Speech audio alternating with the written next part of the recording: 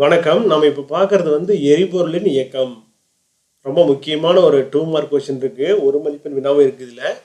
எரிபொருள் என்றால் என்ன அப்படிங்கிறது, தொடக்க திசைவேகம் மட்டும் கொடுக்கப்பட்ட பின்பு புவியீர்ப்பு விசையினால் மட்டும் காற்றில் இயங்கும் பொருளுக்கு பேர் என்ன? எரிபொருள்னு பேரு. நீங்க ஒரு கல்லை தூக்கி போட்டீங்கன்னா, தூக்கி போடும்போது ஒரு விசையை கொடுக்குறோம். அதுக்கப்புறம் காற்றில் அப்படியே பறந்து போய் ஒரு இடத்துக்கு போய் ஒத்துணும் கீழே விழுகுது இல்லையா? ஸோ இந்த இடத்துக்கு ஃபஸ்ட்டு மட்டும்தான் விசையை கொடுத்தோம். அதுக்கப்புறம் தானாக தான் கிளவி விழுந்தது. ஸோ இந்த மாதிரி விழக்கூடிய பொருளுக்கு பேர் தானே பேர் எரிபொருள் அப்படின்னு பேர்.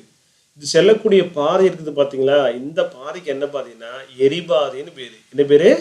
எரிபாதை. சரி, இந்த எரிபொருள்களுக்கு எடுத்துக்காட்டு என்ன அப்படின்னு பார்த்தீங்கன்னா, ஓடும் ரயிலினுடைய ஜன்னல் இருந்து கீழே போடக்கூடிய பொருள். ட்ரெயின் போயிட்டுருக்கு போயிட்டு நம்ம ஒரு பொருளை தூக்கி போட்டோம்னா அது என்ன ஆகுனா அப்படியே கீழே விழுகும். ஸோ இந்த பாதை அல்லது இந்த பொருள், துப்பாக்கியிலிருந்து வெளியேறக்கூடிய குண்டு, அதே மாதிரி ஏதேனும் ஒரு திசையில் வீசி எறியப்படக்கூடிய பந்து, தடகள வீரர் எறியக்கூடிய ஈட்டி அல்லது குண்டு, தண்ணீர் தொட்டியினுடைய அடிப்பக்கத்தில் உள்ள குழாய் வழியாக வெளிவரக்கூடிய தண்ணீர். தண்ணீர் தொட்டி இருக்குதுன்னா இந்த இடத்துல இருக்கக்கூடிய பைப் அப்படியே விழுகுது இல்லையா? பைப்பை தண்ணி கீழே விழுவும்ல, இது கூட என்னதான் எரிபொருளுடைய எடுத்துக்காட்டுகளில் ஒன்று தான். 2 வகையான எரிபொருளுடைய இயக்கம் இருக்குது.